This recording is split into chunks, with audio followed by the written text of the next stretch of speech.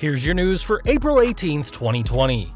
We're kicking off today with news from Money in the Bank, as it was announced on Friday Night SmackDown this week that the two Money in the Bank ladder matches scheduled for this year's Money in the Bank pay-per-view on May 10th will take place at WWE headquarters in Stamford, Connecticut. The matches will begin on the ground floor with the briefcases on the roof of the corporate tower. The winner will be the wrestler who fights their way to the top of the building and grabs the briefcase first. It's given the event the new tagline, "Climb the Corporate Ladder." The pay-per-view has a loaded lineup. After Drew McIntyre conquered Brock Lesnar at WrestleMania, it didn't take Seth Rollins long to curb stomp his way into the title picture, while new Universal Champion Braun Strowman will defend his gold against The Fiend. According to the Wrestling Observer newsletter, the show will include a women's tag title match, which will see Nikki Cross and Alexa Bliss defend against Carmella and Dana Brooke. Speaking of tag gold, Raw Tag Team Champions the Street Profits are rumored to defend against the Viking Raiders, while Miz and Morrison will defend their SmackDown tag titles against the Usos and The New Day. In addition to two Money in the Bank ladder matches, with Asuka, Shayna Baszler, and Nia Jax confirmed for the women's, the show will also see Bayley defend her gold against Tamina Snuka, as fans will have plenty to tune in for on May 10th. Bray Wyatt will officially be the first challenger for Braun Strowman's Universal Championship. It was announced during tonight's SmackDown that Strowman will defend his Universal title against Wyatt at Money in the Bank. The match was advertised as Strowman vs. Wyatt and not Strowman vs. The Fiend. Strowman appeared on a Moment of Bliss segment with Alexa Bliss and Nikki Cross at the start of SmackDown tonight. Strowman said that the Wyatt family is part of his past that he's trying to forget. He said that he wasn't going to play Wyatt's games, but Strowman then saw a gift in the ring that he thought was from Bliss. Instead, he opened it up and it was his Wyatt family sheep mask. The Moment of Bliss segment ended with Wyatt's laugh playing and an old picture of Strowman wearing the mask appearing on screen. We previously informed that WWE officials were told not to mention Roman Reigns during the WrestleMania tapings. Dave Meltzer confirmed in this week's Wrestling Observer newsletter that the instructions extended to the weekly television shows to not ever mention Reigns. There was no mention of Reigns on SmackDown, and no mention of why he was replaced by Braun Strowman at WrestleMania. It's unclear exactly why the decision was made, but it's interesting that just days before the go-home episode of Friday Night SmackDown, Triple H told ESPN's Ariel Helwani that things would play out in a unique way on SmackDown to explain why Reigns wouldn't be wrestling at WrestleMania. Whatever the plan was must have changed and/or been edited off the show because there was no storyline to explain Reigns' absence, and it was quietly announced that it would be Strowman challenging Goldberg for the Universal Championship. Reigns' return status is unknown, and people close to him don't think that he'll be back anytime soon. We are looking once again at the huge layoffs as Tainara Conti, Cesar Bonani, Tino Sabatelli, Dan Matha, Nick Ogarelli, and on-air talent Josiah Williams are the latest names to be released by WWE. As several people lost their jobs, surprisingly, the company is already helping shareholders on Wall Street. The Street reports that WWE has 46 million shares total and are paying a 12-cent dividend per share, which comes to $5.2 million, which will be paid out in July, and the decision to give shareholders this extra cash was made in the last week. Ringside News' source on Wall Street said, "The reason they're doing the dividend is because Vince, Steph, and Triple H own a lot of shares, and they get more income out of it." With these recent layoffs, WWE saved an estimated $8 million a year, and it's been reported that these layoffs haven't hurt company stock, which has a price target of $46 per share. Vince McMahon's reputation was greatly hurt this week due to these layoffs and the XFL's closure, and time will tell how WWE operates following these two huge changes. While shareholders will be making a few extra pennies per share, one man who is making serious dollar from these layoffs is Vince McMahon. After approximately 40% of WWE staff were laid off, Ringside News Wall Street source reported that Vince, who owns a lot of WWE stock, will receive a huge dividend, saying, "Vince is getting at least a 7-figure dividend check out of this. He's getting at least $1 million of the $5 million. Though WWE cut a lot from their budget, the majority of that was holding off on plans to move their Stamford headquarters, and while Vince may be winning big, we're still concerned for those out of a job. During the Oh You Didn't Know podcast, Brad Shepard said some in the company are referring to last Wednesday as Black Wednesday, and given the amount of people who lost their jobs, the name is appropriate. One huge name the company let go was Rusev, but it seems that this departure was practically inevitable. On the latest Dropkick Discussions podcast with Corey Guns, Tom Collahue said that the Bulgarian had no intention of staying and was locked in a contract dispute with the company. It also was claimed that superstars felt more willing to ask for their releases following the Luke Harper situation, and WWE realized it was the right time to release talent who didn't even want to be there.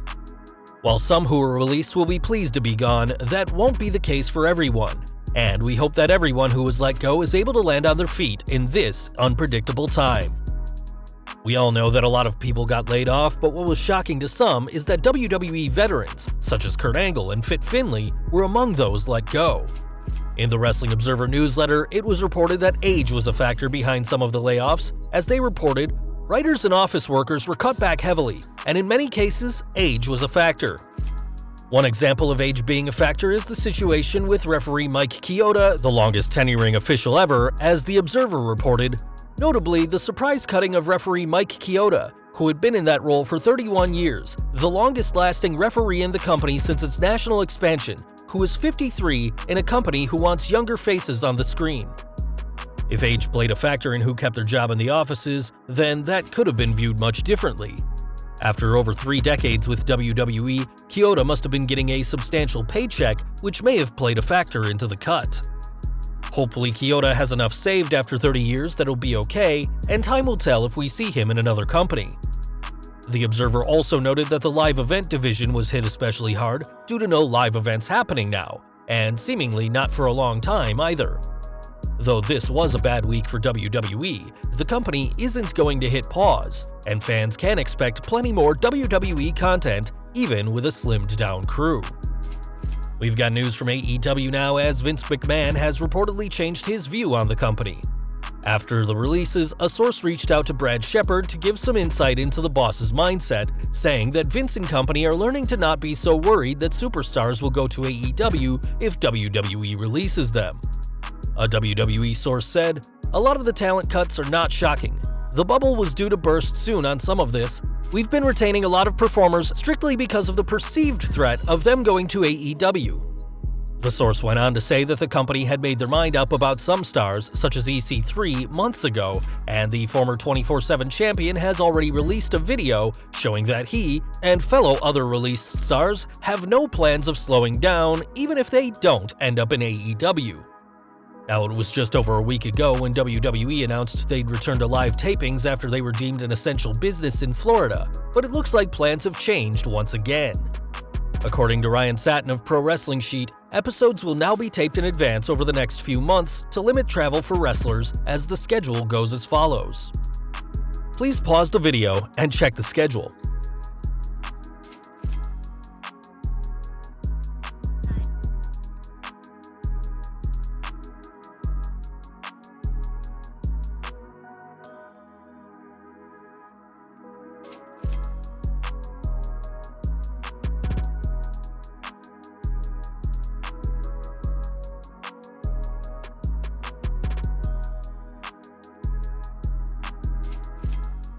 It should be noted that the company received backlash over holding live broadcasts, forcing superstars to travel in the current situation, though a source noted that WWE is putting a lot of effort into making their employees as safe as possible.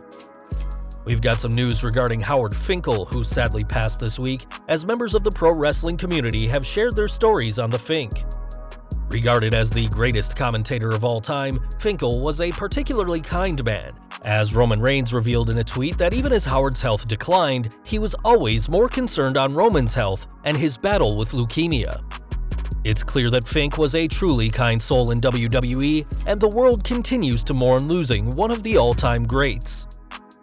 Back to the ring now, and one person fans haven't seen in a while is Samoa Joe, who suffered an injury while filming a Raw commercial in February. At the time, it was reported that Joe hit his head on a table break stunt, and it is now being reported that the former NXT champion is still not clear to return from his latest concussion, according to Dave Meltzer. It should also be noted that there's no word on whether Joe's been backstage since getting injured, and this could be alarming considering it's a head injury. This is sadly just one of several injuries Joe has suffered, which include a different concussion in January, as well as a broken thumb that kept him out of action until late last year. Hopefully, the Samoan submission machine will be able to return soon, but given the current global situation, a few extra weeks at home isn't exactly the worst idea. We're looking ahead to WrestleMania 37 now, and it's more bad news for WWE, as the SoFi Stadium will have to wait a bit longer to have its grand opening. This week, it was announced that the future Mania venue won't be opening in July as previously scheduled, and it's worrying that no new opening date was announced. At this time, the venue operators are working with local officials to determine when it'll be safe to hold events there. And given that LA's mayor announced that the city won't be holding large events until some point next year, the WWE may be looking at hosting their second WrestleMania without a crowd. Back to the releases now, as one person who stayed in WWE was AJ Styles, and while on his mixer, the Raw superstar tried his best to defend the company. Speaking to his viewers, Styles spoke about WWE being deemed an essential business in Florida and said he was glad he could still do his job, adding that he's aware of the risks that this means. The former world champion even questioned fans who have complained about the company and then buried WWE for releasing people, saying, "You can't have both." Though Styles stayed employed, his OC pals Luke Gallows and Carl Anderson weren't so lucky, as they were released mere months after signing new deals, and these deals took a lot of convincing for the pair to agree to. Speaking about his friends, the Phenomenal One said he felt guilty, describing the pair as family and saying, "I couldn't take care of my little brothers." This is certainly a sad time for WWE, and while Gallows and Anderson at least got a cool send-off, being demolished by The Undertaker at WrestleMania, we are sure the pair would still prefer to have jobs. We have some news on the Universal Champion Braun Strowman, who discussed his plans after wrestling in an interview. Following his cameo in the 2018 flop Holmes & Watson, the Universal Champion was asked about whether Hollywood is still in his plans. He said, "It is, but I'm not jumping ship anytime soon. I'm very focused on my career as a WWE superstar. I just recently last year signed 4 more years with the company, and 99.9% of my eggs are going in that basket for right now." A grateful Strowman went on to praise Vince McMahon, saying that WWE gave him the life he's living, though there's no time to rest for the champion among men as he prepares to defend his gold against The Fiend. We've got even more news regarding WWE's releases, as MMA and pro wrestling star Josh Barnett is offering a big opportunity to those cut. Following Black Wednesday, Barnett tweeted about stars like Rusev and Kurt Angle, saying, "I've got a place for you to truly show what you're made of," which Span saw as referring to his annual Bloodsports events in conjunction with Game Changer Wrestling. Time will tell whether anyone released ends up doing business with Barnett, but it's clear that leaving WWE doesn't have to be the end of anyone's career.